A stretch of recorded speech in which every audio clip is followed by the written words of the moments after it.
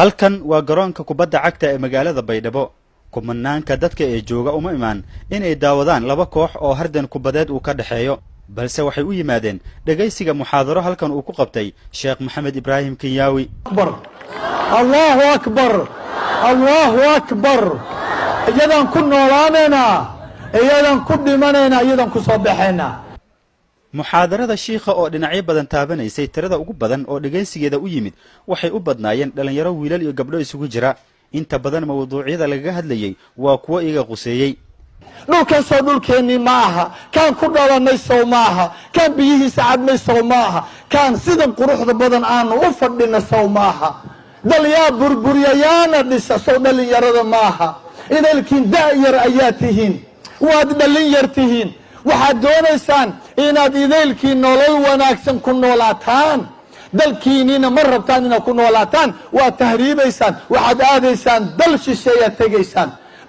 Kinyawi mar uu ka hadlayay qarannimada dalka iyo sida ay muhiim u tahay in bulshada ay ka qayb qaataan waxa uu yiri: qaranka waa dhulkeena weeyaan, qaranka waa wadajirkeena weeyaan, qaranka waa inagoo dhan gacmaha isqabsanna. waxaa waajib diini ah in qof walba oo wax fahmaya, qof walba oo caaqil ah in uu dhowro qarankiisa oo uu ilaaliyo. waa waajib diini ah, maxaa yeelay ninka madaxda ah, madaxweynaha ama dadkan kale madaxda ah waa khaadimyaal, adeegayaal ilaalinaya una adeegaya qaranka weeyaan. iyagaa la rabaa inay qaranka ilaaliyaan. qaranka waa idinka, sida hadda u fadhidaan, aad u xoogan tihiin, u qurux badan tihiin. qaranka lagu sheegayo waa kan, qaranka waa nabadan. gabagabada muxaadaradiisa ayaa Sheekh Maxamed Ibrahim Kinyawi wuxuu kaga hadlay barnaamijkiisa cafis oo booqashada Baydhabo ku soo gaaray ujeedada ugu weyn ay ahayd.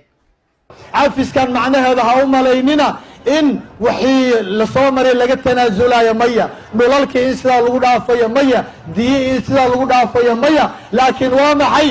waxaa waaye gobol wuxuu u furayaa in la wada hadlo. facfu canhum wastakfir lahum washaawirhum fi lamr faidaa cazamta fatawakal cala allah.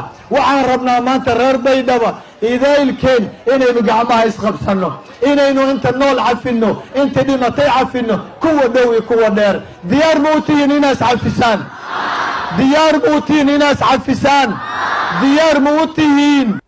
marka laga tago Muqdisho oo bandhigyo muxaadarooyin uu ku soo qabtay Sheekh Maxamed Ibrahim Kinyawi, waxay Baydhabo ay noqotay magaalada labaad oo uu ku qabto barnaamijkiisa cafi walaalka. Muxuddin Xusni, Universal TV, Baydhabo.